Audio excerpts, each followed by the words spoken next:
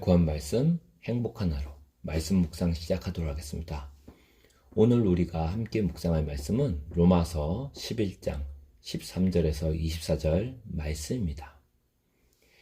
내가 이방인인 너희에게 말하노라. 내가 이방인의 사도인 만큼 내 직분을 영광스럽게 여기노니 이는 혹 내 고륙을 나무쪼록 쉬게 하게 하여 그들 중에서 얼마를 구원하려 함이라. 그들을 버리는 것이 세상의 화목이 되거든 그 받아들이는 것이 죽은 자 가운데서 살아나는 것이 아니면 무엇이리요?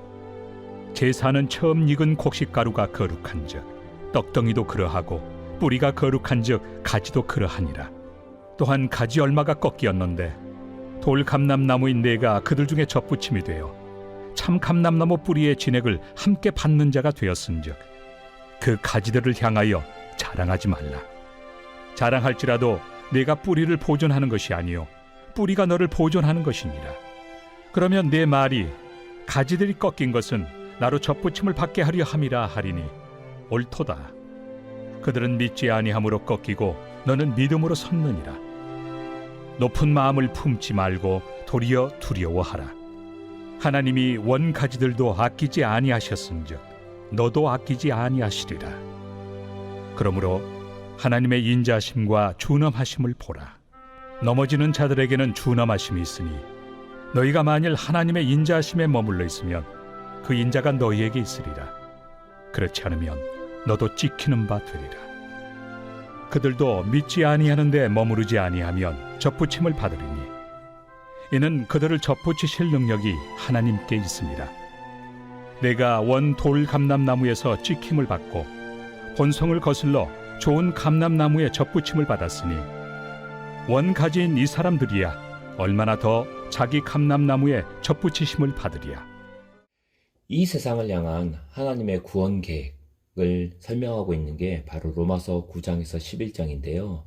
특별히 오늘 로마서 11장을 우리가 보았습니다.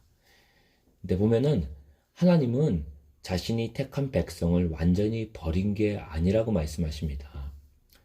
하나님의 택하심을 입은 자들이 있다는 거예요. 그러면 그 택하심을 입은 자들이 누구냐? 유대인도 아니고 이방인도 아닙니다. 바로 예수 그리스도를 통한 하나님의 의를 붙잡은 사람들. 그 사람이 바로 하나님이 진심으로 택한 사람들이라는 거예요. 오늘 로마 11장에서 모든 유대인들이 버림을 받은 것은 아니라고 말하고 있죠. 유대인들 중에서도 여전히 남아있는 사람들이 있다는 겁니다. 그들은 예수님께로 돌아왔고 그리고 또 돌아올 것이라는 거죠.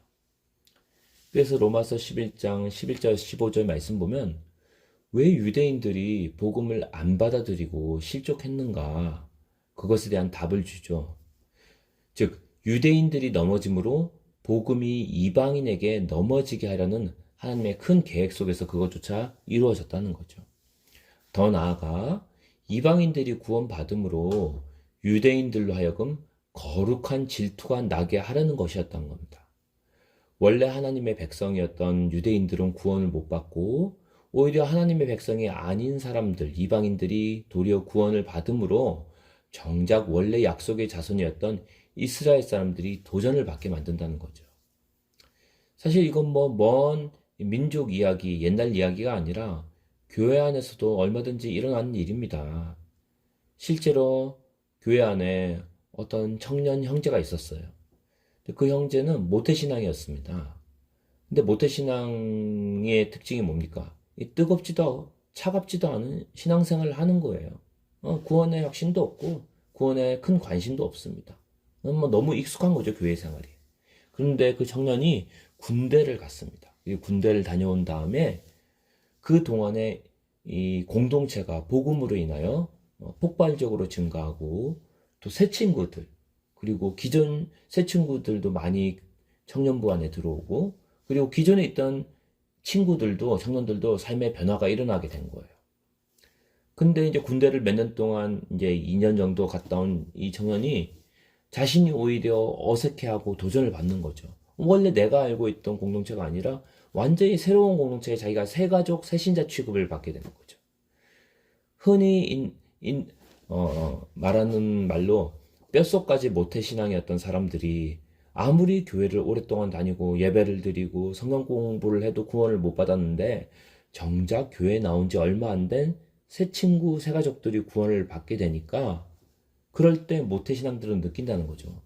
이거 뭐지? 그동안 내가 그렇게 오래 교회를 다니고 성경을 들었는데 왜 나는 구원을 못 받고 교회 온 지 얼마 안 된 저 사람들이 구원을 받는 거야? 그때 영적인 긴장감을 느낀다는 거죠. 오늘 로마서 말씀처럼 거룩한 시기와 질투를 느끼게 되는 겁니다. 결국 유대인의 실패가 이방인의 풍성함과 부요함이 되었고 이것이 13절, 14절에 또 뭐라고 설명이 되어 있냐면 바울이 이렇게 이방인의 사도가 되어 열심히 사역한 이유 중에 하나는 단순히 이방인들만 구원하려는 게 아니죠. 바로 아무쪼록 이방인들이 구원받음으로 자신의 혈육, 골육인 유대인들이 시기나게 함으로 그 유대인들도 얼마라도 구원받게 하고자 하는 게 바로 바울이 이방인 사역의 목표 중에 하나라는 거죠. 한마디로 유대인들을 버리는 것으로 온 세상이 하나님과 화목하게 되고 구원의 유익을 얻게 되었다면 하물며 유대인들이 복음을 받아들인다면 온 세상에 얼마나 더 큰 유익이 되겠느냐. 그건 마치 죽은 자들이 다시 살아나는 것과 같다는 거죠. 이방인의 구원으로 온 세상이 구원을 얻게 되고 유대인들도 구원 얻는 과정이 되고 또 그렇게 함으로써 성경에 통달한 유대인들이 구원을 받게 되면은 세상에는 더 많은 유익이 되겠죠. 더 많은 복음 전파가 이루어지겠죠. 그러면서 17에서 24절 말씀 보면 돌 감람나무와 참 감람나무의 비유로 설명을 하고 있습니다. 여기서 참 감람나무는 유대인, 돌 감람나무는 이방인입니다. 그런데 이 참 감람나무인, 참 올리브 나무인 유대인이 꺾인 그 자리에 돌 감람나무인 이방인이 접붙여졌다는 거죠. 하지만 기억할 게 있습니다. 돌 감람나무든 참 감람나무든 둘 다 스스로 열매를 내는 게 아니라는 거죠. 바로 뿌리이신, 원줄기이신, 원나무인 예수님께 붙어 있기 때문에 열매를 낼 수 있는 겁니다. 그러니까 돌 감람이든 참 감람이든 자랑할 게 아무것도 없다는 거죠. 내가 유대인이냐, 내가 이방인이냐, 이런 게 중요한 게 아니다. 내가 어떤 출신이냐보다 더 중요한 건 내가 누구에게 붙어 있냐가 중요하다는 겁니다. 그러므로 나의 어떠함을 자랑하지 말고 오직 예수님만 붙잡으라는 게 바울을 통해서 로마서를 통해서 우리에게 주시는 하나님의 음성이라는 거죠. 그러므로 이 모든 로마서 9장에서 11장까지 이어진 하나님의 그 구원 계획과 그 역사를 보면 하나님의 사역이 얼마나 빈틈이 없다는 것을 볼 수 있습니다. 하나님은 유대인들이 복음을 거절하는 것조차 이방인의 구원을 위해 사용하신다는 거죠. 즉 유대인의 악을 이용해서 선용하시는 하나님이라는 거죠. 그리고 다시 이방인의 구원을 통해 유대인의 시기와 질투로 이어지고 다시 유대인 역시 구원받도록 하시는 분이 바로 하나님이라는 거죠. 이 얼마나 놀라운 지혜이며 섭리입니까? 저도 복음을 전하다 보면 많은 사람이 이 복음을 받아들이는 게 아니라 거절합니다. 그러면 처음에는 저도 낙담이 되다가도 근데 계속 그렇게 거절을 경험하다 보면은 오히려 제가 더욱 감사가 넘쳐요. 왜냐하면은 이렇게 사람들이 받아들이기 힘든 복음을 나는 어떻게 해서 받아들일 수 있게 되었을까? 할렐루야. 이건 진짜 기적 중에 기적이고 정말 하나님이 베푸신 은혜다. 감사하고 또 감사하게 되는 시간을 가지게 되더라고요. 즉 전도 받는 사람, 피전도자의 그 거절을 통해서 오히려 복음을 전하는 사람이 더욱 감사와 은혜가 넘친다는 거죠. 그래서 오늘도 우리가 복음을 전할 때 그 사람이 거절한다고 낙심하지 않았으면 좋겠습니다. 하나님의 구원 섭리는 사람들의 거절 한두 번으로 끝나는 게 아닙니다. 하나님은 지금도 역사의 주관자이십니다. 그래서 유대인의 거절을 통해 이방인이 구원받게 하시고 이방인의 구원을 통해서 다시 유대인이 구원받게 하시는 그런 하나님의 구원 계획은 계속해서 지금도 일어나고 있다는 거죠. 그래서 우리 가운데 펼쳐진 어떠한 상황도 우리가 볼 때는 낙심될 만한 일, 참 복음이 실패하고 전도가 실패한 것 같지만 오히려 하나님이 그것을 놀랍게 사용하실 것을 기대하며 신뢰하며 오늘도 하나님의 말씀과 계획표에 따라 순종하며 진도를 나아가는 여러분 되기를 주님의 이름으로 축원합니다.